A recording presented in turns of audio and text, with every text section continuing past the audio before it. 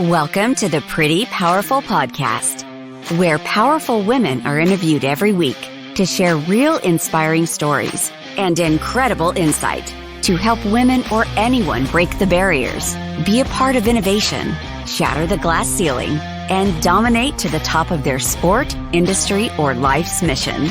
Join us as we celebrate exceptional women and step into our power. And now, here's your host, Angela Gennari. Hello, and welcome to the Pretty Powerful Podcast. My name is Angela Gennari, and today I'm here with Alyse Maslonik. How are you, Alyse? Good, I'm doing well. How are you, Angela? I am doing so good. Thank you so much for asking. So I want to introduce Alyse to you because I think she's got a really fascinating story that you guys are going to really love. So Alyse began her life as a child of unfortunate circumstances. Through those tough experiences, she was determined to make the world a better place for others and used her desire to escape her surroundings as fuel to push others forward. At age 21, with a measly $63 in her name, she packed up everything she owned and set out on a journey to change her life. By the age of 23, she was managing a multi-million-dollar property asset in Charlotte, North Carolina. She went on to become one of the youngest sales and marketing representatives for a custom home builder in the Charlotte region, where she developed the love of helping people achieve their own piece of the American dream through home ownership. Alyse would go on to spend many years in corporate roles, consistently pushing back against the status quo to create change within systems of injustice and inequality. Reflecting on her journey from humble beginnings to success, she contemplated how to give back to children that needed the most. As a need-based scholarship recipient in her childhood, Alyse recognized the significance of her education had in her ability to stop the cycle of generational poverty. With fierce determination and a belief that she could make a difference in growing funding for financial and scholarships for underprivileged children, Alyse founded RedefinED LLC, a strategic development partner for non-public and private schools, and offers a wide array of services to help schools grow funding and enrollment. As CEO of RedefinED LLC, Alyse continues her lifelong mission through the Triumph Over Tragedy Scholarship Award, which provides additional scholarships to students that have demonstrated their ability to triumph over tragedy and who have remained resilient in the face of adversity. Very cool. I love that story so much. So tell me a little bit. So as you're growing up, did you foresee anything other than what you were in the cycle that you were in? That's such a good question. From a very, very young age, I had a journal, and through all of the chaos, I would always write, This is not the story that God intended for me. Wow. I will break this cycle. Yeah, in fifth grade, I wrote that in my journal, and I remember always feeling like there is something else that's promised. If I can just make it through the darkness, there is beauty out there waiting for me. So it was odd that I had that at a young age, but I think a lot of it had to do with my grandma was, drug me to church all the time, and she would talk to me about those things. And so did my mom, even though we really struggled. She really instilled in us that, this isn't the end, and tough people last, tough times don't. Yes, absolutely. I believe that wholeheartedly. So as you're struggling and you're a child, and, and this is the thing with, I actually studied child psychology in college, and it is so hard to break those cycles because as a child, all you know is your surroundings and what is shown to you, right? And so you don't start discovering the world until you really get out of your area. And that's tough to do as a child, especially if you don't have means to travel. So, when did you really start to kind of believe that something could be different and you started to see it and make it happen for yourself? Sure. So it is when I removed myself from my surroundings. Yeah. I had testified in a criminal trial against my stepfather, and it did not go well. And the next day I packed up everything that I owned. And I had met my biological grandfather that I never knew.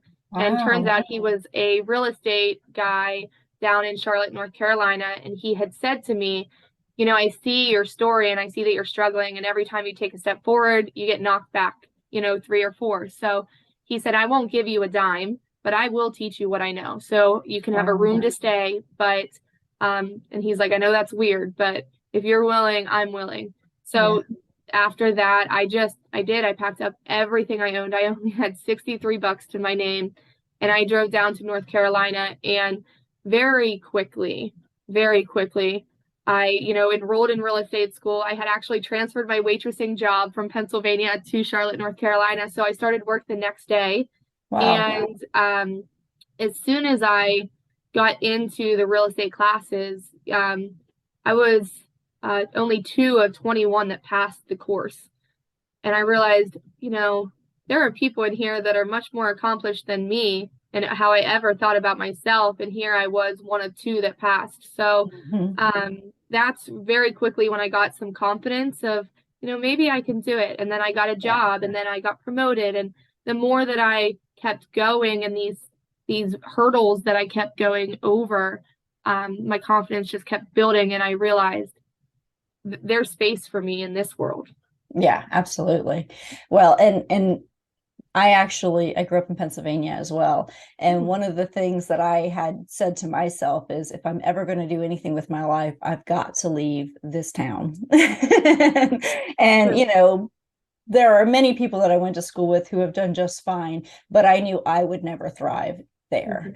And so for me, it was really just a change of environment for me altogether. And so I moved out of state, and I've never been, never gone back to live. I've gone back to visit, but that's about it. 5 days max. Yeah, it's so interesting. I thought I would never move back, but my first love was from Pennsylvania when I was 15, and I moved back and married him. So that's the other reason I'm here. Wow, that's awesome. Good for you. So, so how hard was it to testify against your stepdad? It was really difficult. It created such a wedge in between my biological family and siblings, and it really showed me that there is so much work to do in the justice system. Oh my gosh, you're not kidding. It is really, really sad when you have to, as someone had been through what I was as a victim, and describe and have, defense attorneys that they're and call you as an 8-year-old that it was your fault, and those types of things. It's very eye-opening when you do go through something like that. But I always say that I knew that I was strong enough to withstand it. There was something in me at a young age that if it was going to happen to anyone, I needed it to happen to me, because I know that I'll make it through that storm. And I will take those lessons and ensure and do the work that I need to do to make sure that other kids don't have to experience it. Absolutely. Well, good for you for taking all of your pain and all of your suffering and turn it into something that benefits others now, because I believe that as well, that when you can take that pain and use it as fuel for good, and not an excuse to go. And so many people do. They go through very tragic circumstances and they use it. You can either take you can go on one road, which is where you use that fuel and you create a passion to help others, or you can use it as an excuse to go become addicted to drugs and alcoholic and all of these things. And so you can take one or two paths, and it's really, there's nothing in between, because it changes who you are. It changes your persona. It changes the dynamic of how you interact in the world. And so I feel like it if you can choose that for good, if you can use that fuel for good, so much can happen in your life. And that's so interesting that you say that, because I'm actually in the process of writing a memoir on my life. Yes. And the whole concept of it is called The Anger She Keeps. And it talks about how oftentimes in society, we really are told to be shameful of our anger, right? And that it's really bad. But I think that we do so many victims of trauma a disservice by saying that anger is bad and just get rid of it, because it's sometimes the anger that you feel is justified, and it burns so intensely that there is no way to get rid of it. So we need to have a better conversation with victims of real intense trauma that have that anger, that it is not a bad thing. It's not something that you have to try to numb out with drugs or alcohol, but it is something that you can use that is so powerful as fuel if you can transform it. So I want that conversation to be a lot different than what we do, because I spent so much of my life saying, no one likes an angry woman. No one likes an angry woman. But no one likes an angry woman until that woman takes that anger and transforms it into something beautiful. That's exactly right. Absolutely. So when you're going through the real estate classes and you're really understanding that you're doing something potentially life-changing for yourself, where's your first opportunity out, your first job, your first opportunity? And were you terrified? Were you confident? How did you feel in that moment? Because this is out of your wheelhouse, right? This is out of what you've always known.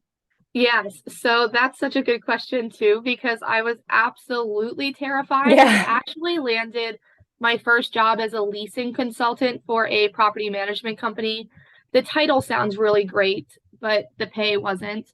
Right. And they had a base pay, and then they had like commission. So the better that you did, the more money that you made. And I was petrified. Yeah. Petrified. Yeah. But I thought, I'm one of those people that if you have to be at work 8 hours a day, you might as well fake it till you make it and do it 100%, because you have to be there anyways. So that was my first opportunity. And very quickly, I realized that when it comes to sales, it's all about understanding people and connecting with them. And I knew even at a young age that I had lived so many experiences that 80-year-olds have experienced, so I had been poor, I've had money, I've been through it. So it was so cool to realize that my life had really led me to be able to relate and really see people for who they were, and in a non-judgmental way. And that made me very successful when it came to sales and building those relationships. So I was petrified, but very quickly I realized, this is all about just talking with people and getting to know them and their stories. So that was what was really cool about it. That's awesome. So you're going from, an environment where you're learning something new, you're trying something new.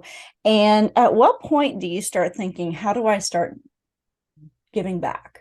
Yes. So it actually took me a long time, because as you said, you can remove yourself from trauma. And that is a great way to try to start healing. But if you don't do the healing work and you just remove yourself, then that trauma is going to follow you. And that's really what happened to me. So I moved out. My career was amazing, but I fell into that trap of really not knowing what love was and how to define love, and picked a really, really bad partner. And so my life was just crazy at home and embarrassing at home and again. And so for me, finally, when I got that strength to say, you know what, I'm repeating this cycle and I can't do that. I can't do that. So I finally left that relationship, and that was when everything kind of took off. Not my career multiplied, my family life and my home life were wonderful.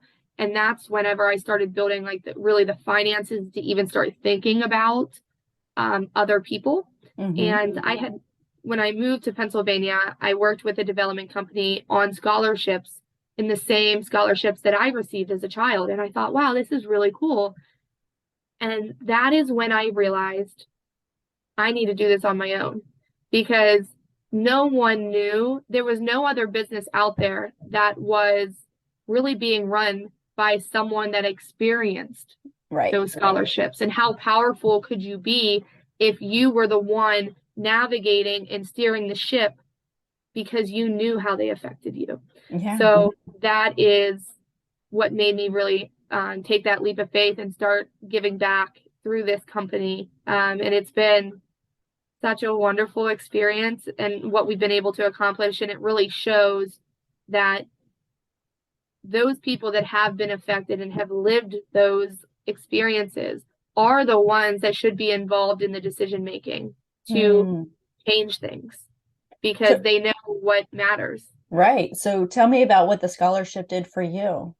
Yeah. So I ended up, I was really bullied and it's nothing against public school for other kids. Public school plays a great role and they do wonderful things for millions of students. But for me, it was not a great experience at all. And I was lucky enough to receive a scholarship to go to the private school in the other town.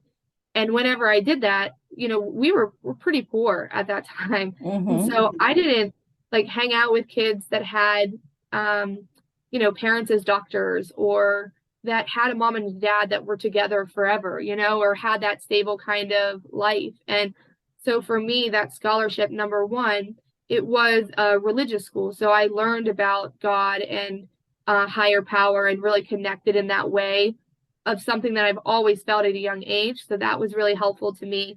But then number two, just being exposed to other ways of life. I always say I'm very much like a sponge and I try to soak in as much that surrounds me. And so I took that opportunity and saw, all right, things can be different. I don't know how they're going to be, but they can be. So I didn't lose hope.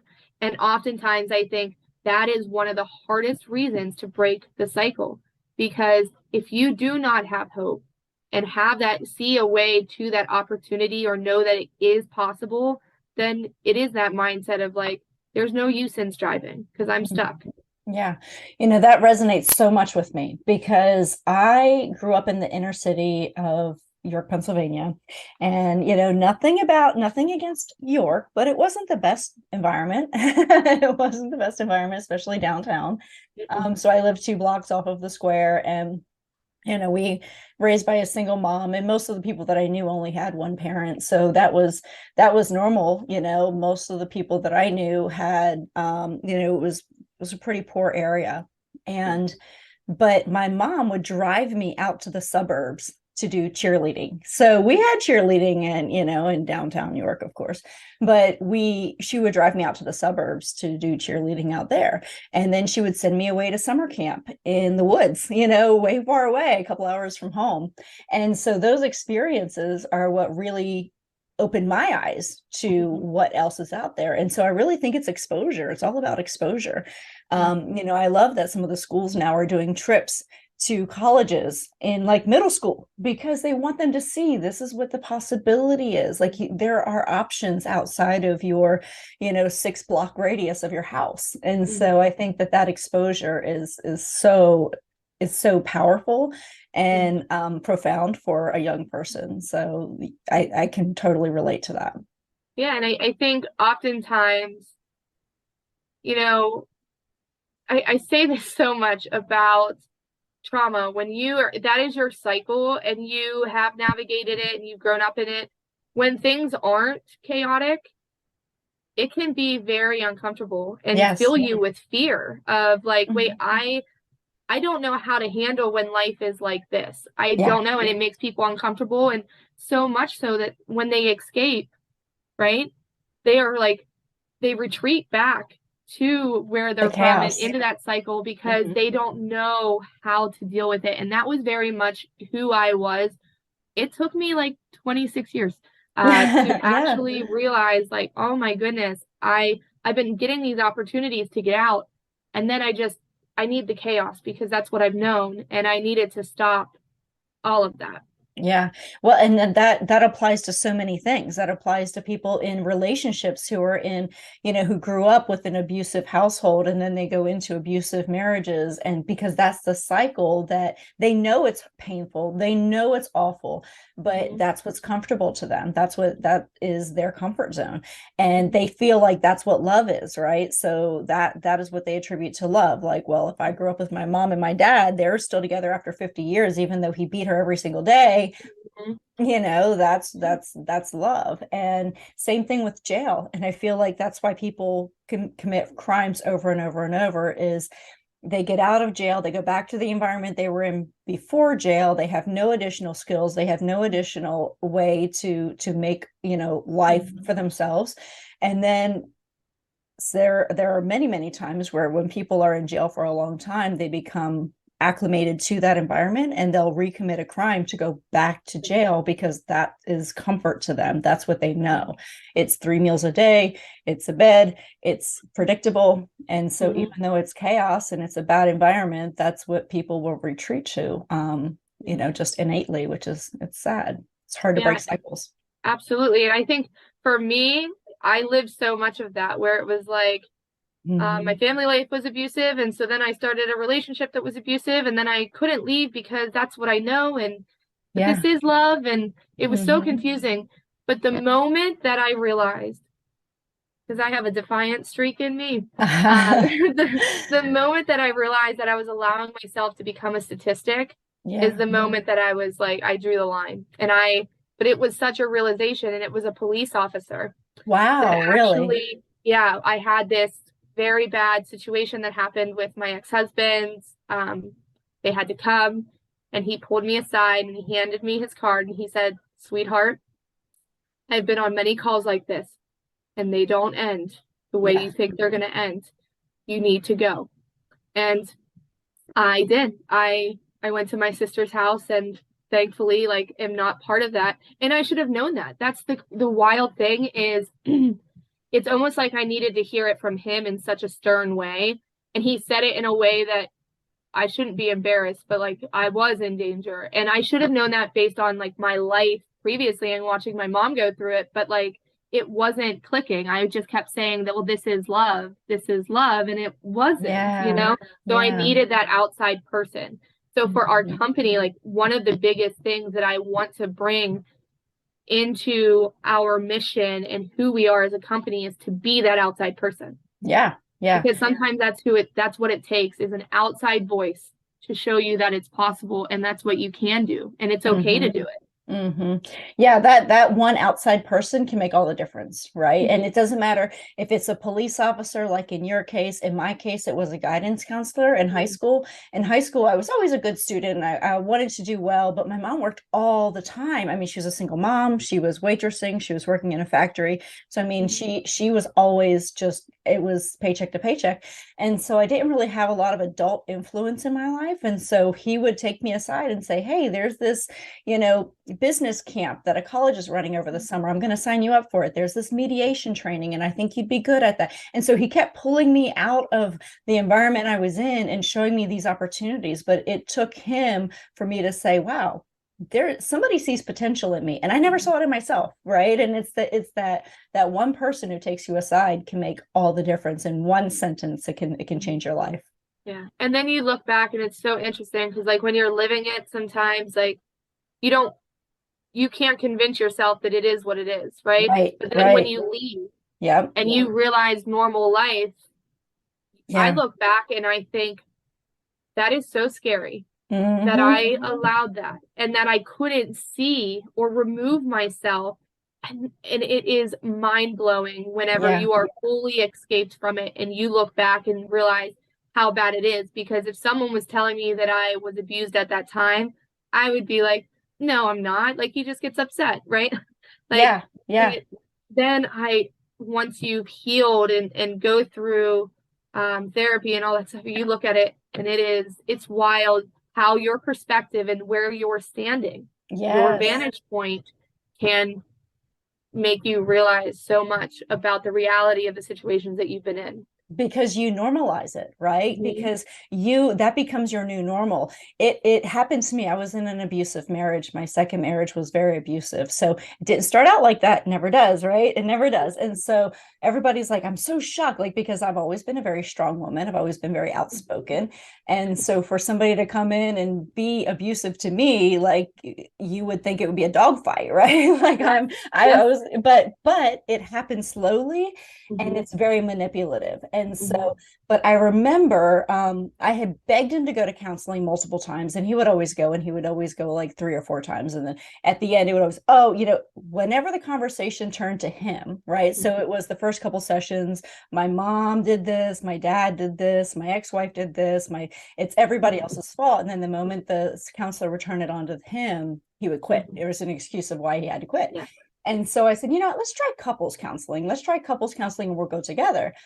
And It was a very frustrating experience, but I think the counselor, because I would tell a story and he would say, that's not how it happened. And he'd tell a completely different version of the story. And I would just be thinking, what universe did that happen? Mm-hmm. And then you question yourself. Like you question, you because start that thinking you're happened to crazy. me. Yeah, you start really believing that like what you felt, what you saw, and what you experienced was not true. So then you're even scared to speak up and tell people because you had truly convinced yourself or this person has convinced you to believe that you can't trust what you're feeling and what you're experiencing. And that is true manipulation, and it is so powerful. And I wish that more people understood, because I'm the same way, Angela. I'm a strong woman, and if anyone in my family, they just couldn't believe like these things were happening, to me of all people, because I would be the first one to like walk away from someone that was rude to me. Like, I don't have time for you, but so it is really difficult. And I hate to see sometimes where we like victim blame of like, oh, you should have just left earlier. But no, it's like psychological. It really is. Well, and a good narcissist is going to make everybody around him love him, right? And so it becomes unbelievable. If you try to tell the story, they're like, no, that's not possible, right? And they start questioning you. And so, but I remember we were sitting in the marriage counselor's office, and she said, you know what, I think let's just try individual counseling at first. She's like, because you just, your stories are very different. I want to hear from each of you individually.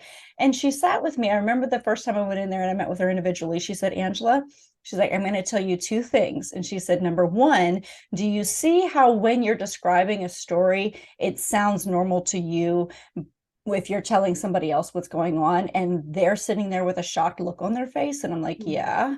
And she's like, it's because you've normalized this. You think this is normal. You think breaking a door down because you're not letting him in is normal. You think all the locks being broken in your house is normal. You think not, having your heart race when he pulls up in the driveway is normal. Like that has become your normal. That's not normal. She said, when other people are shocked when you're telling them something, it's because it's shocking. It's not normal. And it's so funny that you say that, because I remember I was a branch manager and I was telling this story that I just thought was normal about my childhood. Like, yeah, it was a little like, but it was normal. And I remember all of my employees looked at me and we're like looking at each other and we're like, are you serious? And they were absolutely shocked. And they were like, my parents never did that, Alyse. And I thought, and then I was embarrassed because I just truly did normalize so much. And I was just telling a story. Well, and like you, I would think that like, well, this is just the story. Like, this is just what happened. And then I would just talk about it in a normal tone of voice, like not crying, not upset. And they're like, how can you be so calm and talk about this? And then the other thing that she said to me is, Angela, I know that you think it will change and this counseling will help him. And she said, and I am a Christian counselor and I never recommend divorce because I feel like there's always a way that you can make it work. And she said, but he will never let you leave this marriage intact. She said, he will destroy you physically, he will destroy you mentally. And she said, you need to pack a bag and leave today. And that's, I mean, it's powerful when somebody else sees it, but yeah, it sometimes takes that person stepping in to be that voice of reason for you, because you're in it, like you were saying, like you're in it. And when you're in it, it's so hard to see it for what it is. And they say you can't see the forest for the trees or something, and it's true. Like you can't see it until you step out of it. And when you step out of it, you're like, oh my God, how did I survive that? Or how did I let that go so long? And then you have guilt, right? You have that guilt and anger of like, I let this go on, how did I let this happen so long? And how did I tolerate this? And so you do. And I always think like, 5 years of my life, 5 years. Yep. I let that go. I look back at that and I, honest to goodness, I don't even recognize that woman. Yes. Or girl. Like I don't and my heart hurts for her. And I don't remember being her. Yeah. Yeah, I know. Wow. Well, thank God that you're past that, and you've gotten the help that you need, and you've gotten that, you've really kind of spent some time working on yourself, because I think that's one of the most impactful things that you can do for your life, to turn it around and to break a cycle. So then you start looking at these scholarships and figuring out, how can I help other people? So how did that all come about? How did you put that together? Yeah, so I started working with some scholarship organizations that ran these programs, and I realized that really there's not a lot of people out there that know how to navigate. It's what's called the Educational Improvement Tax Credit Program. So you can, when donors give, they get a tax credit for giving, which is really cool. So the state basically incentivizes people to help these underprivileged students with their own dollars. And but it's a confusing process if you're not like a tax person, and it even confuses CPAs. So I just really studied it. Again, went in with that kind of sponge mindset of like, I want to know as much as I can. And so then we created a pretty simple process to explain it to the everyday person on how they can redirect their tax dollars to these underprivileged students in their communities. And then we kind of handle that process for them. So they just have to sign a one-page form and then write the contribution, and we take care of everything else for them to make it nice and easy. Because we knew that people want to help, but they also don't have time. So if we can make it smooth, simple, and explain it pretty easy, that they would be willing to come together. And boy, did they ever. Like in our first year, we raised $8.5 million for students in Pennsylvania, which will affect about 10,000 students over the next 2 years. And that was our first year. And to date, from our company, we're probably sitting about $13 million in what we've raised since the inception of our company. That's incredible. Good for you. Wow, that's so powerful. I love that story. So tell me now, how many kids are you sending to schools now that you have raised all this money, and how long have you been doing this? Yeah, so the really cool thing is the dollars after 2 years will affect and help about 10,000 students attend and get out of their school that they're currently in, which is really great. And all of the dollars that we raise do go to underprivileged families. Like once you reach a certain income, those dollars don't go to you. They do go to families that cannot afford financial aid and can't afford to, if they're in a public school, like, and they know that they're really struggling. Well, that's great that there's other options, but if it's not financially obtainable for them, like they're stuck. So it only goes to those families that do need another option, but can't financially make it happen. So that is really cool to see. Not only is the first step of change is getting these students, but when you change the generational cycle by getting a child out of a system that's not working and giving them that opportunity to see the world outside of where they were, it can change not only for them, but their siblings, their mom, their dad, their children. And I always say, I wish I will be around to see the full scope of change that we've created in our company. But I really believe that the change will continue to go and will far outlive even myself. Yeah. Because it's cyclical. Well, I love it. It's so beautiful that you're doing, you're really creating a legacy, and not just for yourself, but for so many people. Because like I said, we were talking about it, it's exposure, it's exposure. It's knowing what's outside of your area. And that's one of the biggest troubling things with people who are in these cycles, is they just don't know, right? They just don't know. And until you have that exposure, and until you're out of that environment and you're seeing what's possible, and you're able to experience these things, and you have the support that you need, that's really powerful. So good for you. Wow, that's just so amazing. Yeah, it feels good. I always say it reminds me of, someone had asked me, like, are you really going to start this company? And I said to him, I owe it to my younger self. Yeah. To do this. Because I think about that girl writing in my journal in 5th grade saying, there's beauty waiting for me if you just make it through. Yeah. And it's so cool to see, because I really feel like it's such a powerful, profound moment in my life whenever I realize I made it come true. Yeah. And then Absolutely. not only did I make it come true for myself, but it's having an impact in our state. Wow, that's amazing. So are you guys going outside of Pennsylvania now? Do you have plans to expand? Yeah, so we're actually in Georgia already. Awesome. Yay. And so there are about a dozen states that have these tax credit programs, which is really cool. So we do plan to go into other states. We have just grown so much in Pennsylvania so fast. I mean, so fast.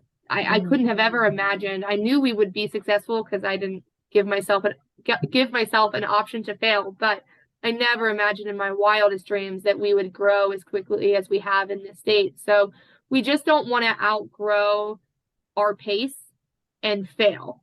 So we're trying to be as strategic as possible. But yes, that is the plan. We're ramping up with employees right now. We actually had to move into a larger office space to fit all of the employees. So that is really exciting to kind of ramp up, get on solid ground so that we can be just as successful in all the other states that offer these credits as we are in Pennsylvania. Wow. Well, good for you. That's amazing. And I'm in Georgia, so yay. That's awesome. Savannah is where we are, which is really cool. So we only picked up one school so far in Georgia, but it's been going really well. And what we've learned is once one domino kind of falls, they all start seeing the impact and they jump on board. Very cool. So you work directly with the schools, or do you work with the donors, or how does that work? Yeah, so we actually partner with the schools themselves. Okay. And then we are the ones that go out and find the donors for the schools. Okay. And all of those things, because at first, one of the biggest things that I hope people will take away from this is I was really confused on whether to do a nonprofit or a for-profit business. And because it wasn't about money, I've been poor, like it didn't matter to me. I just wanted to make my legacy. Like I wanted people to know that I left my mark on this world. And ultimately, I chose a for-profit company. The reason why I did that is because there's such a way that nonprofits are supposed to fit in this box. You're supposed to spend the least amount of money, and sometimes spending the least amount of money is not the best option to make the biggest impact. And then there's a board that tells you what to do. And I'm not really good with having people tell me the direction that I want to go because, again, the reason I started this is because I have experienced it and the other people on the board may not have. So we did a for-profit, but we keep the same model as a nonprofit. So everything that we get in above and beyond salaries, right? We are like reinvesting into our community, but it cut the red tape of having to wait for a board and all of those things. But yeah, I think that's amazing. And it's still a write-off for the people who are donating, correct? Oh, absolutely. Yeah, it's a write-off. And so basically, I'll give you a quick example. If someone owed $1,000 in Pennsylvania state taxes and they gave $1,000 to the scholarship organization for these students, all $1,000 that person gives would go to those students. But then they would also receive a credit on their taxes of $900. So it's like you get credit for paying $900 of your taxes, but meanwhile you gave $1,000 to these students. So it's a really cool program. It's one of those where you get 90 cents on every dollar that you give if you do it in the correct way. And we're giving anyways in our day-to-day life, and we're not getting anything back. So it's a pretty easy conversation when people grasp it. Again, it can be confusing, but the way that we do it, we try to simplify it so that people just understand when they give, they can get back as well.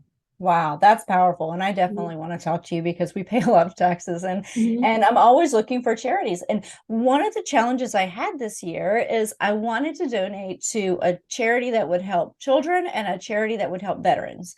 And but I didn't want to go with a big national organization because I know how little of the money typically goes to the actual people who need it.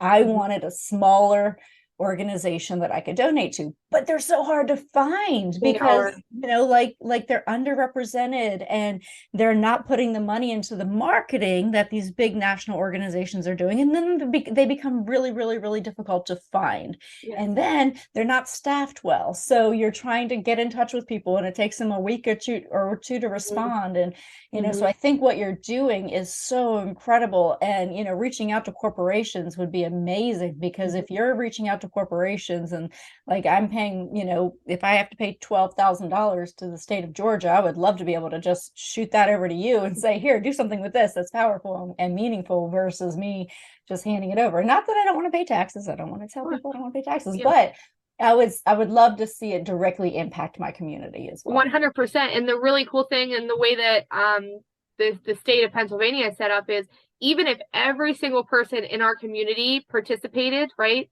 and redirected their tax dollars, it's a separate line item in the budget. So your county and township, and like, there's not going to be less tax dollars for your public schools or anything like that. It's a separately funded part of the budget, which I love, because we don't, tax dollars are important where they flow to and the services.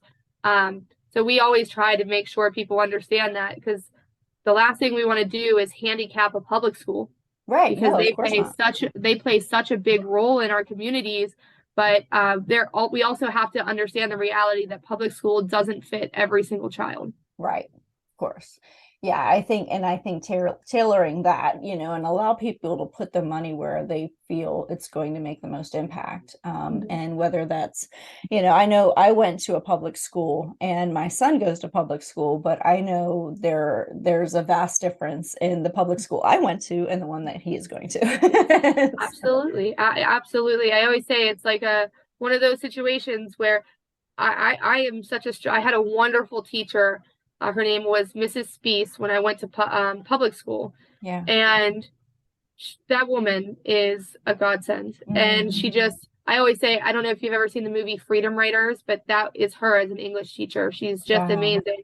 So there are some life-changing, life-altering teachers in public schools that aren't in private. But again, overall, we just have to have some options for those ones that don't fit in that box. Yeah, absolutely. And kids are all different, just like, their education should be. So, well, I'm so incredibly impressed with what you're doing. And I think you're really building an incredible legacy that's going to hopefully have a huge impact on breaking cycles of poverty. And I think that it takes people like you who really have experienced what you've experienced and say, no more. And it's time to make a difference, and it's time to step up. And good for you for using all of your pain for fuel and not numbing it like we were talking about earlier. Yeah, thank you. I really appreciate that. My legacy is something I think about all the time. So I hope to live up to what I want to leave behind. Yeah, fantastic. So who inspires you? Who inspires me? There's so many people that I draw inspiration from. Obviously the women in my family, to just watch them struggle and overcome and even out every single odd that was stacked against them, I think is a beautiful thing. Our next generation inspires me and gives me such hope in their willingness to look at social issues and want to be the change that they seek. I think they get a bad rap. Every youngest generation does, from the older generation. These kids, but no, I really do. They inspire me, and I think it's really the younger generation. And I just a shout out to all these women. I was at this in LA, Los Angeles, for this remarkable women's from Next Door Media. 112 women from across the country were selected to go, and being in that room of another 112 remarkable women was so inspiring. It's these everyday women that get up without the recognition, without the applause, without the fanfare, and they continue to make the world a better place. And that to me is so inspiring. Yes, absolutely.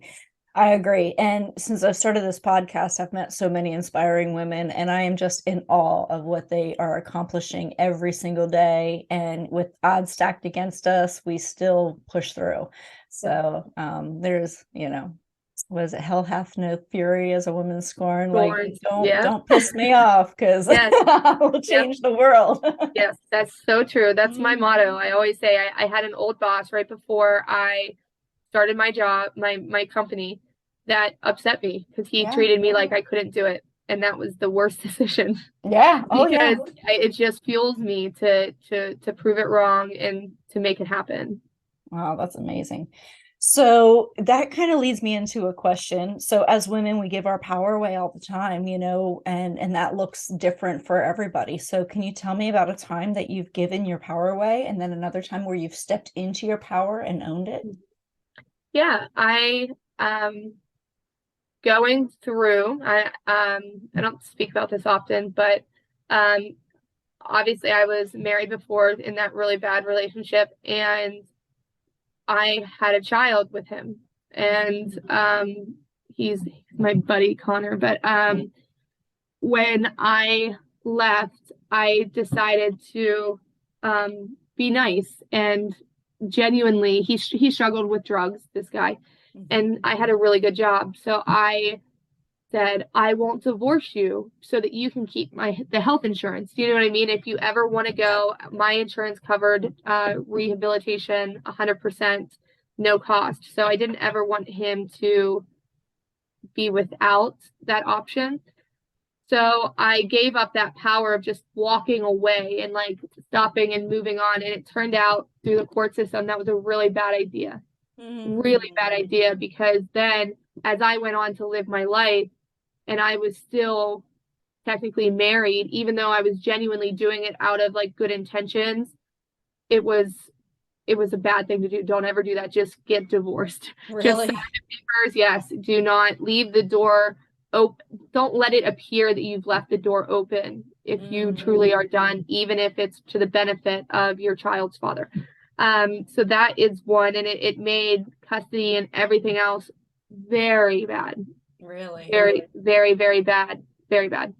And the other time is genuinely, I think it's that story of I had kept having old clients say, Alyse, if you ever go out on your own, you need to call me, and I eventually, so many people had said that to me. I talked to my old boss about it, and I said, look, I have a school that really wants to hire me. They're not going to hire this company. We already know they said they will not partner with our current company, but they want to hire me. So I was trying to work something out that we could work together and I could take on this partnership, because there were many schools that didn't want to partner with him and his business, but they wanted to partner with just me. Right. And it was happening really often. So I didn't want to not help them. And he just would not partner with me in a way that was reasonable for what I was worth with the company. And that is stepping into my power and saying, you know what, you're going to regret this. Yeah. And I'm going to go on and I'm going to do this because I gave that opportunity to work together. And the old me would have just been like, oh, okay, sorry, school. Like, I'm just going to stay in this job because it's what I know. But I thought, no, I'm going to do this because I'm powerful enough to do it. I'm powerful enough to do it. And I have the strength to make it work. So I always suggest going into that fear of the unknown right before something beautiful happens. At least in my life, it has been proven over and over again that right before the beauty hits, it's really dark. Yeah. It gets a little bit more intense of darkness, and then it just opens up with the most beautiful scene that you can ever imagine in your life. So keep going and believe in yourself.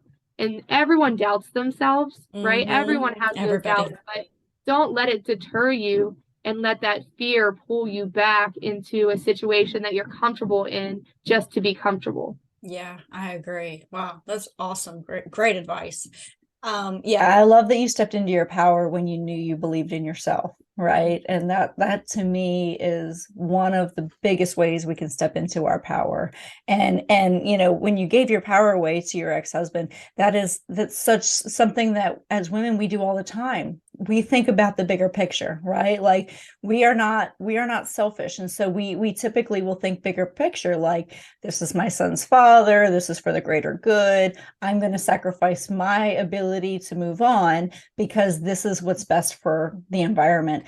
And we do that too much, right? Mm-hmm. Sometimes Absolutely. We have to be selfish, because being selfish is what allows us to grow and develop in certain moments. And I'm not saying always do for yourself, but that's when we give our power away the most, is when mm-hmm. we think we're being helpful for the greater good. Absolutely. So, mm-hmm. Yeah. So what advice would you give to your 18-year-old self? Yeah, my 18-year-old self would be, listen to my heart. I was always in love with my first love. Okay. Aww, like my whole life. I was with him when I was 15. He was 16, and I loved him like my whole life. And I always thought about him.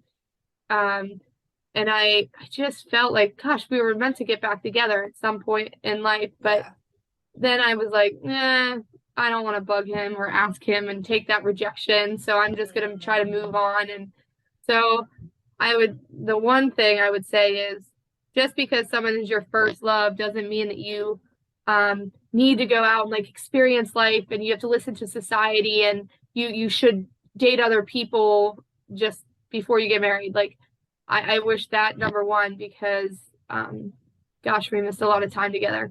But number two, I think just be nicer to your mom. Yeah. I know. Be nicer to your mom, because gosh, I was miserable to her for many things, Yeah. And she did make mistakes, but now I have 3 children, and I make mistakes all the time. And some of the things that I felt were mistakes, and I was angry at her, I didn't recognize it until I had my 3rd child.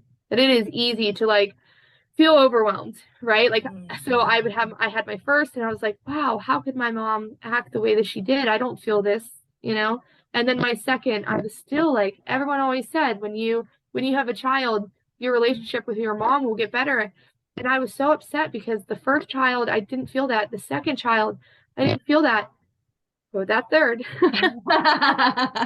and the chaos that comes with that really did change the way that I looked at her mistakes under a microscope. So yes, and when you're 18, be nicer to your mom, and understand that they do make mistakes, and some of them are absolutely awful. Yeah. Awful.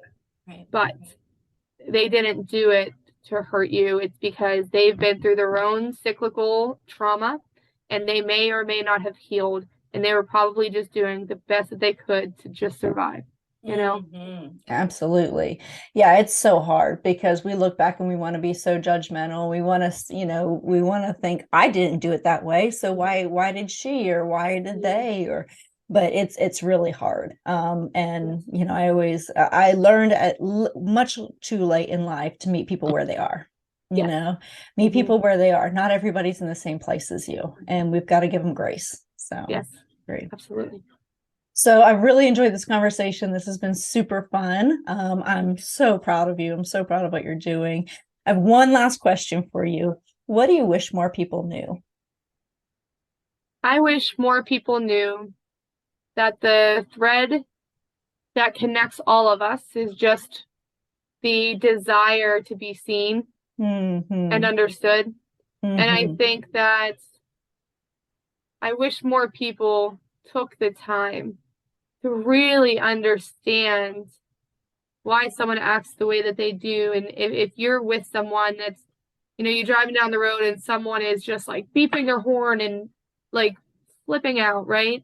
They might have had an absolutely terrible day, and you're probably seeing them at their worst moment, right? Yeah. And everyone has them. Everyone has those awful moments.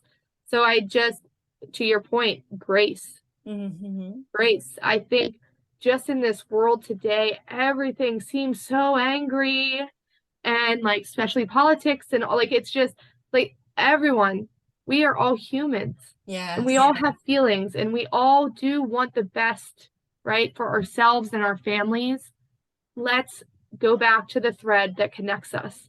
Yeah. And just listen to each other. Yeah, absolutely.